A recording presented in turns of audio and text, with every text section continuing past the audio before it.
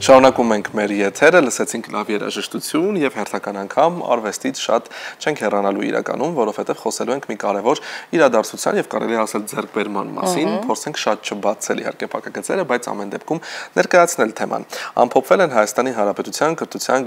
գիտության, մշակույթի եւ սպորտի նախարարության համակարգմամբ իրականացվող ժառանգություն կերտող երիտասարդներ մանկապատանեկան մրցույթի ազգային ժյուրի քվեարկության արդյունքները։ Այս քվեարկության արդյունքում մրցույթի 2024-25 թվականների Հայաստանի հաղթող է ճանաչվել Գյումրին ներկայացնող Նարեկ Թովմասյանի եւ Հասմիկ Սիմոնյանի Սասնածռեր փայտյա խաղ փազլ հայկական էպոսի մասին թիմային աշխատանքը։ Այս ամենի մասին կիմանանք ավելի հենց հիմա։ Այո, հաղթողները նրանք արդեն մեր տաղավարում են Սասնածռեր փայտյա խաղ փազլի համահեղինակներ Նարեկ Թովմասյանը եւ Հասմիկ Սիմոնյանը, բարի լույս ենք ասում եւ շնորհակալ ենք, որ եկել եք։ Գիտեմ Գյումրիից եք եկել առավոտյան։ Այո,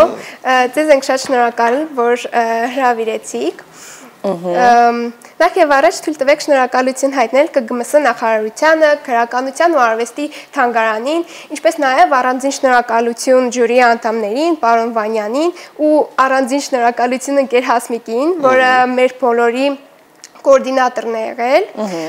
ու այս ճանապարհը մենք կարողացել ենք հաղթահարել հենց իրենց օգնության ու աջակցության միջոցով։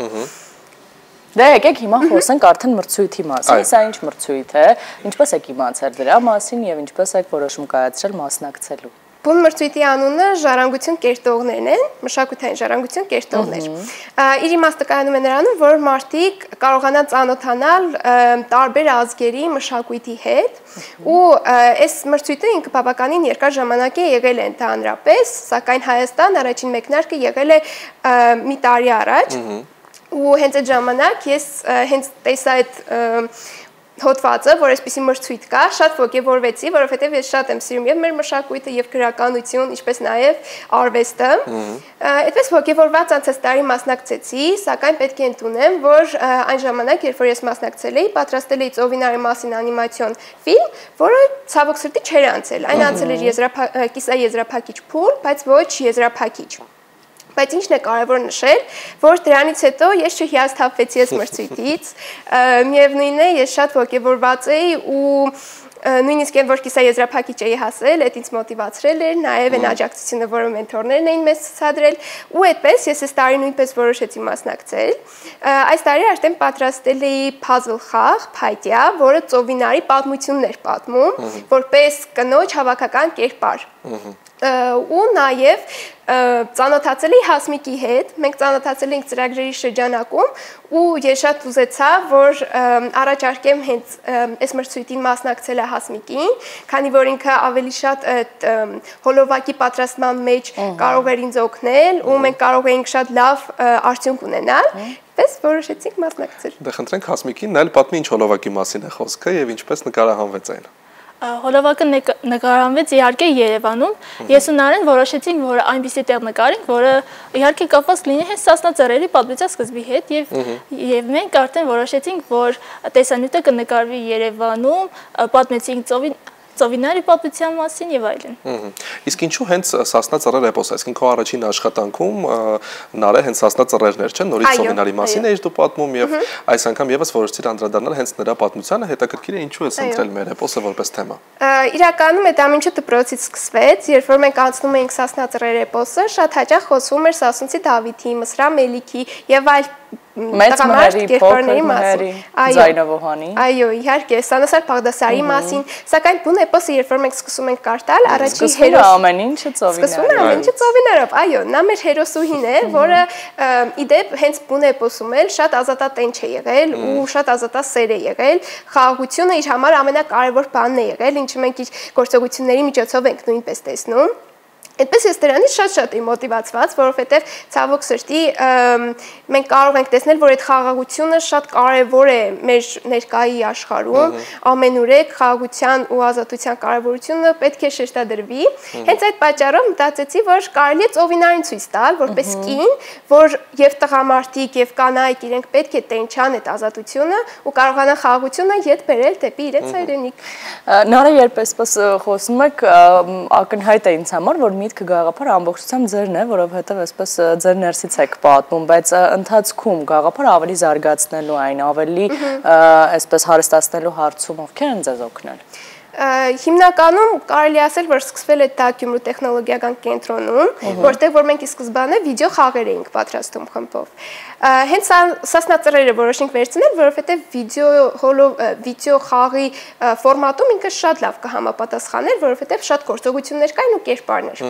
Այդպես խմբով մենք սկզբում մտածում էինք Սասունցի Դավիթին վերցնել, Մսրամելիքին վերցնել, այդպես տատանվեցինք, բայց քանի որ շատ էինք ուզում ցուցադրել հենց կնոջ կարևորությունը, եկանք այն եզրահանգման, որ ծովինարին է պետք վերցնել։ Ու ծովինարը կարող է այդ իր կերպարային, այդ կապույտ մազերով, որով որ մենք իրեն նկարել ենք հենց եւ պատրաստել ենք, կարող է ինքը շատ լավ եւ տպավորվի մարդկանց մոտ եւ փոխանցի այն հիմնական գաղափարը։ Իսկ ինչպիսին է հենց խաղը ինքնին, այսինքն ինչ է պետք անել այս puzzle խաղի դեպքում, կան ինչ-որ առաջադրանքներ, հա պետք է հավաքել, ճիշտ պատկեր ստանալ, ինչպես է այն աշխատում։ Այո, ինքը կոմիքս է հիմնականում, այսինքն երբ որ մենք հավաքում ենք այդ puzzle-ը, ստացվում է մի կոմիքս, որը պատմում է ծովինարի մասին։ Էս էլ է եկել նրանից, որ ի սկզբանե այս կոմիքսները էի շատ սիրում պատրաստել ու ծովինարի մասին կոմիքսներ ունեմ պատրաստած, բայց այդ փայտյա նյութը, որ կա, ինքը փայտ ընդհանրապես շատ ազնիվ նյութ է ու բացի դրանից, երբ որ մարդը շոշափում է կամ օրինակ հենց այդ մեր փայտյա խաղը, ինքը այնպեսին է, որ կարելի է իր վրա նկարել, այսինքն երեխան կարող է վերցնել ու ծովինարի մազերը օրինակ կապույտ անել կամ չգիտեմ ինչ գույն որ ուզում է։ Այո, այսինքն նախ ինքը շատ հասանելի է դառնում բոլորի համար, որ այդպես է լինում ու puzzle-ը ոնց է, ինքը շատ ազատ ֆորմաների մեջ է, բայց եթե մենք իրար փորձենք փակցնել, իրանք իրար մեջ կարծես թե հենց puzzle-ի դրամաբանությամբ կմտնեն։ Հիմնականում այդպես է աշխատում ու երբ որ մենք հեռվից նայում ենք, ստացվում է այդ կոմիքսը։ Լավ, դե եկեք հիմա պատմենք շարունակությունը այս հաղթանակից հետո ինչ է սպասվում տրամաբանությամբ, գիտենք որ մասնակցելու եք արդեն միջազգային մրցույթի, միասին եք մեկնելու թե ոչ, այս նախապատրաստական շրջանը եւս ներկայացրեք։ Մասնակցելու ենք անկասկած մենք երկուսով գնալու ենք Ֆրանսիա, Ստրասբուրգ, որտեղ կկարողանանք մասնակցել այն երկրների հետ, որոնք որ անցել են այս փուլ։ Այսինքն այս մրցույթը ինքը եղել է միջազգային ու մասնակցել են ամբողջ աշխարհից 40 երկրներ ու շատ լավ է, որ այդ 40 երկրներից անցել են 5-ը ու այդ 5-ի մեջ կա Հայաստանը, բայց ի դեպ սա առաջի անգամը չէ, որ Հայաստանը հաղթում է, անցած տարի Հայաստանը նույնպես կարողացել էր անցնել ու գնալ Ֆրանսիա։ Ու հիմա մենք պետք է ամենալավ ու պատշաճ կերպով մեր երկիրը, մեր մշակույթը ու մեր ազատատենչությունը ներկայացնենք նաև Ֆրանսիայում։ Այո, Հասմիկ ուզում էի ասել, որ այս ամենը ներկայացնելու հարցում իհարկե ձեր գործոնը, ձեր աշխատանքը եւս շատ կարեւոր է, ինչ եք արդեն իսկ նախատեսել այնտեղ մրցույթի համար։ Ինչպես նշեցինք, որ մենք որոշել ենք նաև ներկայացնել փոքրիկ անիմացիա հենց իմ կողմից, որը կներկայացնի հենց Ծովինարի պատմությունն է եւ Եվրոպայում կցուցադրվի այն։ Մեզ մնում է երևի թե միայն հաջողություն մաղթել, իհարկե նախ շնորհավորել եւս մեկ անգամ հաղթանակի կապակցությամբ,